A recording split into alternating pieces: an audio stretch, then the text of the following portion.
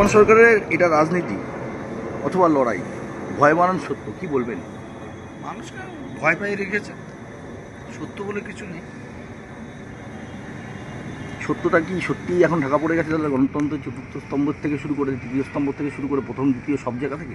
গণতন্ত্র বলে কিছু নেই, আমাদের পশ্চিমবাংলায় গণতন্ত্র বলে কিছু নেই। রাজতন্ত্র চলছে, মানুষকে ভয় পাই রেখেছে। ভোট হচ্ছে না, গণনা হচ্ছে না, ভাতা দিয়ে সরকার চলছে, দুর্নীতির সরকার চলছে। শাসন করছে, এটা হচ্ছে বর্তমান সরকার। এটাকে সরকার বলবেন না দখল বলবেন? এটা সরকার চলছে বললে তো ভুল হবে, সরকার চলছে, এটা দখল চলছে। সরকার কখনোই চলতে পারে না।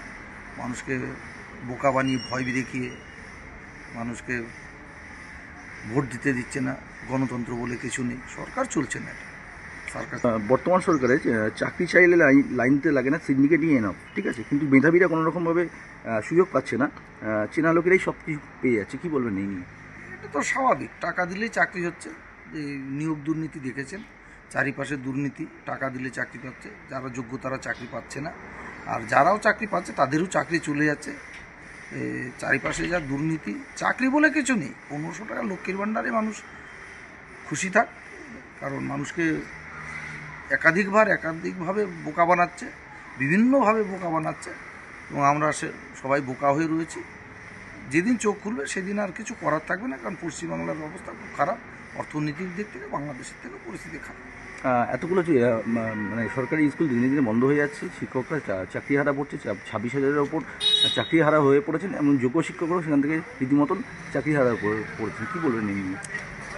চাকরি হারা হয়ে পড়ছেন, সরকার তো চাইছে কোনো সরকারি চাকরি দেবে না, কারণ চাকরি তাদের মাইনে দেওয়ার ক্ষমতা নেই। প্রাইভেট স্কুলগুলোকে চারিপাশ থেকে বুঝিয়ে তুলছে, সেখান থেকে মোটা টাকা ইনকাম হচ্ছে।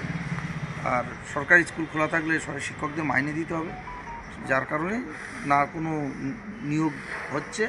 আর যারাও চাকরি পাচ্ছে তাদেরও চাকরি থাকবে না, আর যারা করছে আগামী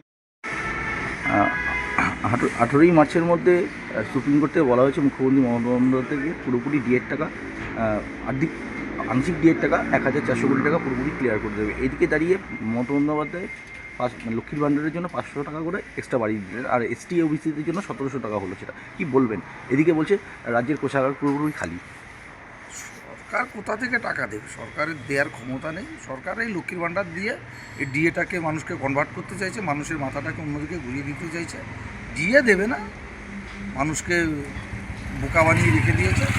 ডিএ দেওয়ার ক্ষমতাও সরকারের নেই, কারণ সরকার ঠিকমতো হলে এখন দেউলিয়া ঘোষণা হয়ে গেছে, ঠিক আছে। তাহলে এত টাকা আসবে কোথা থেকে? 1,400 কোটি টাকা উনি বলছেন দিতেই হবে, যেটা অলরেডি সুপ্রিম কোর্ট থেকে ঘোষিত পুরোপুরি। সেখানে দাঁড়িয়ে মমতা বন্দ্যোপাধ্যায় মনে হয় ডিএর টাকা দেবে? আপনার মনে হয় যে মমতা ব্যানার্জি কারোর কথা শুনেছে? এটা আপনার কাছে আমার প্রশ্ন, মমতা বন্দ্যোপাধ্যায় দেবে মানে কি?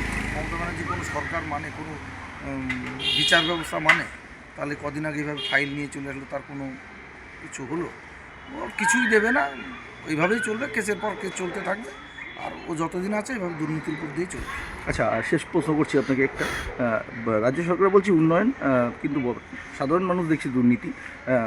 বর্তমান সরকার বলছেন এটাকে শান্তি, কিন্তু আমরা দেখছি ভয়, কি বলবেন এই নিয়ে? দুর্নীতি প্লাস ভয় দুটোই একসঙ্গে চলছে। উন্নয়ন বলে কিছু নেই, উন্নয়নের তো আমরা কিছু দেখছি না। লাস্ট 15 বছর কি উন্নয়ন হয়েছে? একটা কলকারখানা হয়নি কোথাও।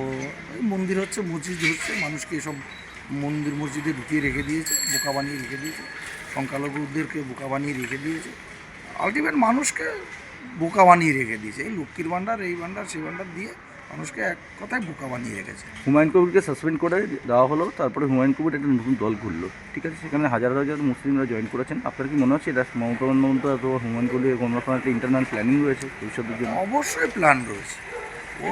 হুমায়ুন কবির 4-5টা সিট নিলে পরে আবার শাসন মানে আমার জামাই আদর করে ওকে নিয়ে আসবে, এবং হুমায়ুন কবির নিজেও এটা বলেছে যে আমি 4-5টা সিট পাবো এবং মমতা ব্যানার্জির কাছে জামাই আদর করে আমি দলে যাব।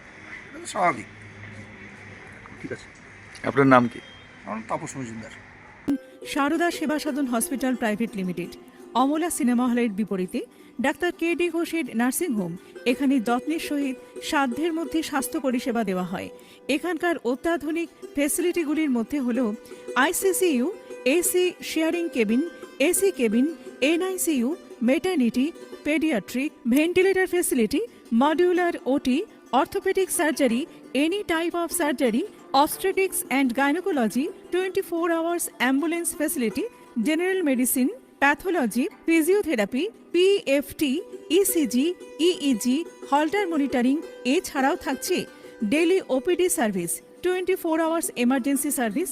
আমাদের ঠিকানা বারাসাত রোড, নোনা চন্দনপুকুর, ব্যারাকপুর, অমলা সিনেমা হলের বিপরীতে, কলকাতা 122।